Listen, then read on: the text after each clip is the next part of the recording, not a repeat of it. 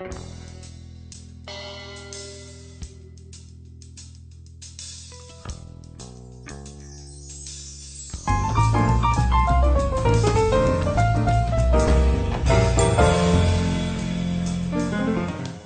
llamo Ramón de España, he escrito un libro titulado El derecho a devirar, un año en el manicomio catalán, que es un poco una secuela del manicomio catalán, publicado el año pasado, que si aquello era un poco para sentar las bases de todo el disparate, este ya es un dietario que va de diada a diada, donde se explica un poco lo que es la vida cotidiana en una comunidad a la que de repente parece que se le ha ido la olla. Es el famoso panfleto por el que fue al Trullo en el 60, sí. Lo que pasa es que leído ahora parece que está hablando de sí mismo, ¿verdad?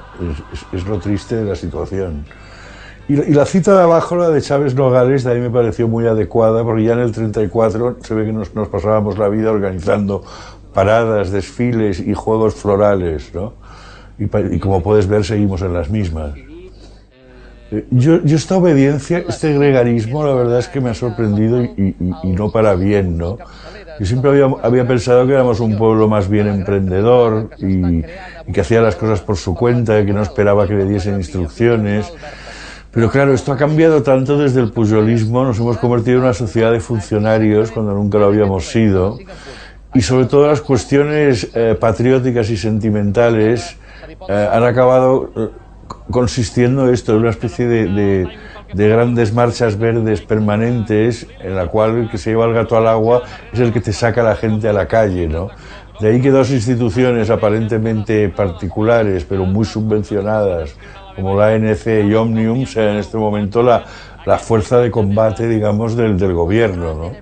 Vamos a ver, a mí aquel retiro al conjunto me pareció siempre muy penoso porque no me parece que la prensa sea precisamente algo que fomente el unitarismo porque sí, ni ser la voz de su amo. Es decir, lo de estamos todos de acuerdo porque todos en el fondo pensamos igual, esto es una traición a lo que siempre o debería haber sido o seguir siendo el periodismo, que supone que es un sitio donde se cruzan las opiniones, donde se crea un debate público o político.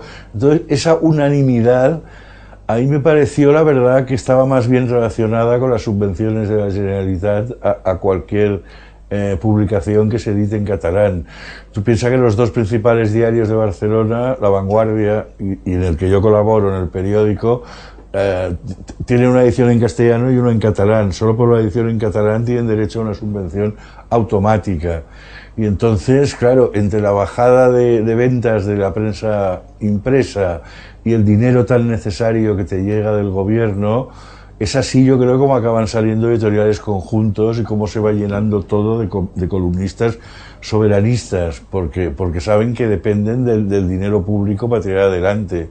Y en el caso de La Vanguardia, creo que es un caso paradigmático de soborno directamente. Han recibido millones de dinero público durante los últimos años, ¿no? No se sabe nada. En teoría, Pepe Antich cayó porque era el soberanista de Guardia, pero pasa que también es verdad que Pepe es el que había negociado todo el dinero público para...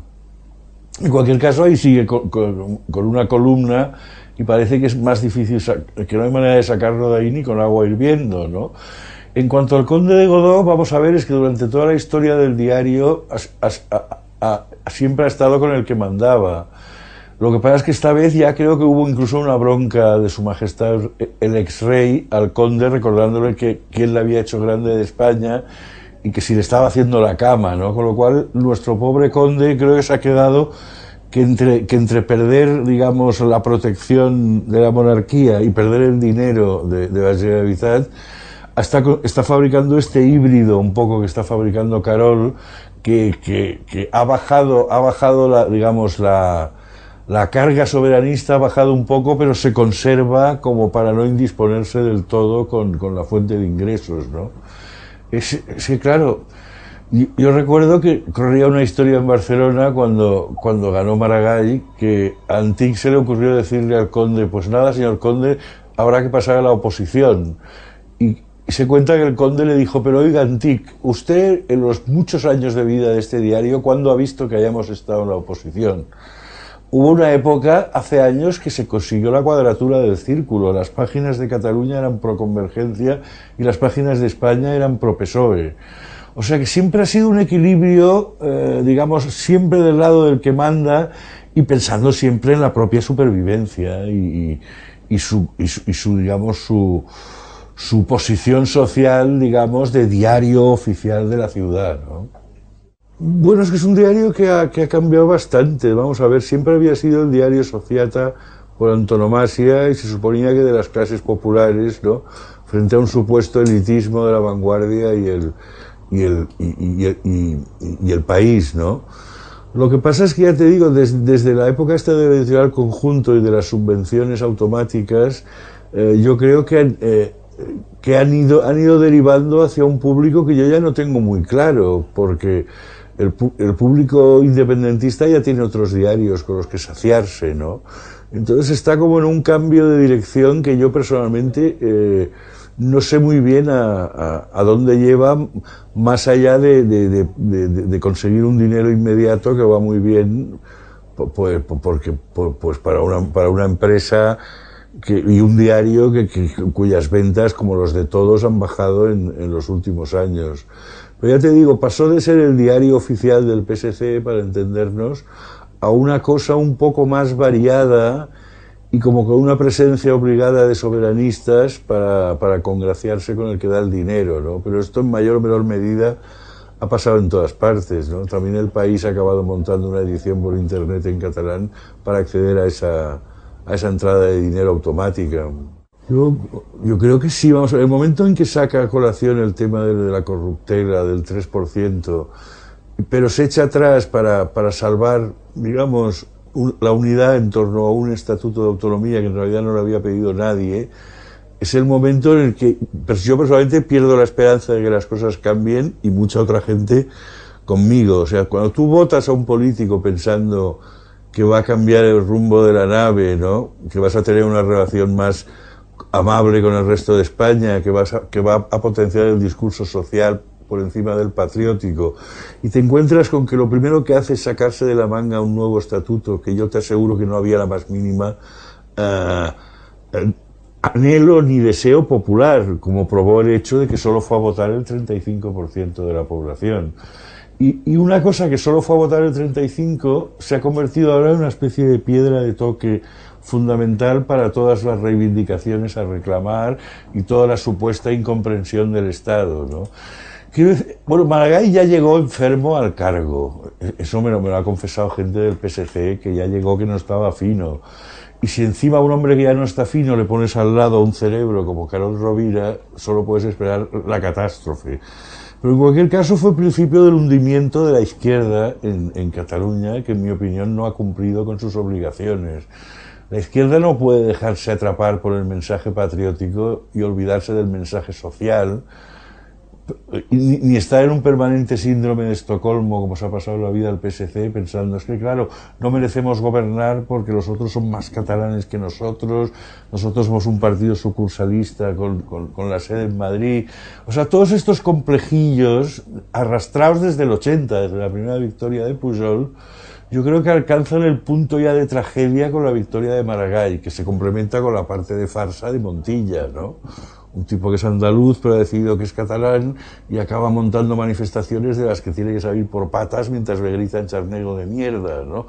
O sea, la vieja historia de que la historia se repite primero como tragedia y luego como farsa, en el caso de los últimos años en Cataluña, yo creo que está absolutamente claro. Súmale a ello también el abandono de lo que queda del PSUC, de lo que queda de los comunistas, de Iniciativa per Catalunya y los Verdes, que claro, cuando tú ves a un tipo como Joan Herrera, que se supone que es la voz del pueblo, ejerciendo de monaguillo de Artur Mas, que no deja de ser un buen burgués de derechas con sus propias preocupaciones, te das cuenta de que algo no pita. Cuando ves a los presidentes de los sindicatos, comisiones y UGT haciéndose fotos con Muriel Casals, la jefa de Òmnium, cuya guerra es absolutamente distinta, es decir, cuando todo el mundo baja la testuz ante el supuesto problema nacional y quien tiene que defender la clase obrera o la lucha de clases o todos esos conceptos tan bonitos que ahora ha heredado Podemos, cuando toda esa gente deja de hacer lo que tiene que hacer, se acabas en un discurso único. y acabas en esta especie de patriotismo obligatorio en el que estamos desde hace unos años. Es que es lo que yo y mucha otra gente pensaba. Tú piensas que en estos momentos hay un montón de convergentes de la primera jornada, gente ya de más de 70 años, que se siente absolutamente huérfana y traicionada, ¿no? Esto es como si a un franquista de pro le explicas que el caudillo se tiraba a los niños del colegio de San Ildefonso, es que lo hundes, ¿no?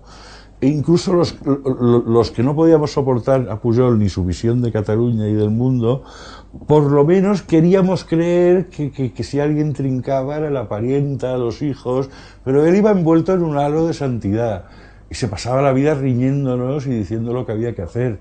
Incluso la fundación estaba dedicada a la ética y las buenas prácticas, es como un sarcasmo, ¿no? Y yo creo que esto ha tenido que hacer mucho daño entre sus leales, aunque también se lo están quitando de encima con la misma habilidad que Esperanza Aguirre a Granados, ¿no?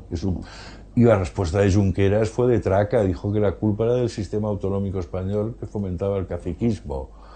Pero entonces, claro, es un ídolo que nos ha estado engañando pues 30 años. Y esto, dejando aparte lo que robara o dejara de robar, yo creo que es un daño moral a la autoestima de una comunidad, porque esto que te digo es cierto, era un personaje respetado incluso por los que no podíamos estar más en desacuerdo con él, porque se había revestido como era el padre de la patria o papá pitufo, como quieras verlo, ¿no? Y entonces que un personaje así te haya estado timando 30 años, ni siquiera te alegras, ¿no? Porque también te acabas sintiendo un poco como un borrego más que se ha estado tragando el timo más viejo del mundo. Vamos a ver, es que la labor del Estado aquí tampoco ha sido muy digna, ¿no? Yo tengo la impresión de que, y la tiene más gente, de que tanto el PSOE como el PP se pasaron 30 años tratando a Pujol como una especie de caudillo tribal que mientras estuviera tranquila a la parroquia, es como si hubiera un pacto tácito de tú roba lo que puedas mientras no nos toques las narices con la independencia. Y de ahí el viejo cometió error a los 84 de hacerse independentista, con lo cual ya no le servía para nada al Estado. Ni siquiera aquel papel como de puente podrido que ejercía entre Cataluña y España dejó de ser totalmente inútil, entonces se le echó la caballería encima, pero moralmente insisto que el Estado ha tenido también su parte de culpa de dejarnos tirados de la mano de Dios a los que no estábamos de acuerdo con el nacionalismo a cambio de este corto plazo de dame tus votos y haz lo que te dé la gana, ¿no? Lo que pasa es que yo creo que el caso de Mas tiene también un componente psiquiátrico. Piensa que es un tipo que lo elige a dedo Pujol un poco para guardarle caliente la silla al heredero, a Oriol. Yo creo que el viejo Pujol tenía en mente una especie de monarquía norcoreana que básicamente el cargo iba pasando de padres a hijos. Entonces coge a este hombre que era un probo funcionario que no se había distinguido nunca por tener una sola idea, ni por ser independentista, un tipo que incluso decía que la independencia era imposible, rancia y de otra época. Y yo creo que el momento en que cuando Oriol se desactiva porque le pillan en el tocomocho de las ITVs, además en grado de tentativa, ni siquiera como sus hermanos que son más listos, que han pillado millones. Entonces cuando se da cuenta de que él puede entrar en la historia en ese momento.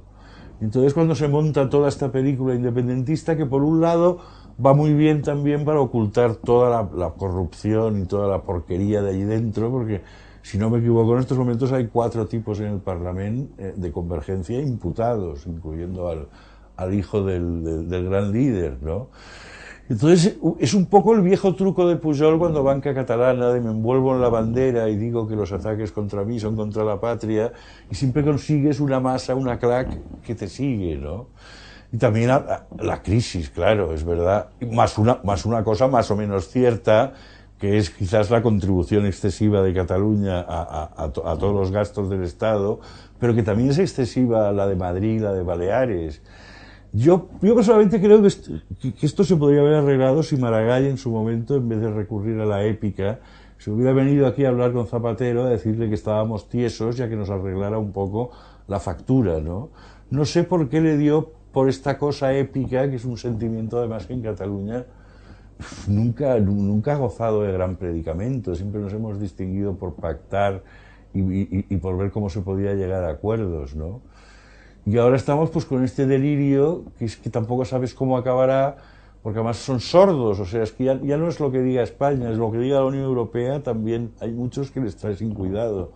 Hay una minoría de devotos que aspiran como a la aldea de Asterix, ¿no? Que es que si nos quieren o no nos quieren los europeos, aquí estamos nosotros que somos los más grandes. Y claro, es una actitud tan en contra de la historia y del presente, y en el fondo tan caprichosa, ¿no? Querer cargarse un país porque dices que te sientes maltratado y que te pasan unas facturas del copón, a mí me parece en el fondo frívolo, especialmente por esta obsesión de identificarse con los pueblos oprimidos de la tierra, que existen, pero es que no somos nosotros. Y aparte, si tú ves cualquier manifestación de la señora Casals, allí no hay un obrero, es que lo único que hay es clase media que come 6 veces al día y que me recuerdan mucho a los del Berlín Occidental cuando se quejaban de que los muertos de hambre del otro lado entraban por allí y se acababan los yogures en el supermercado. En el fondo me parece que se disfraza de patriotismo lo que es egoísmo e insolidaridad.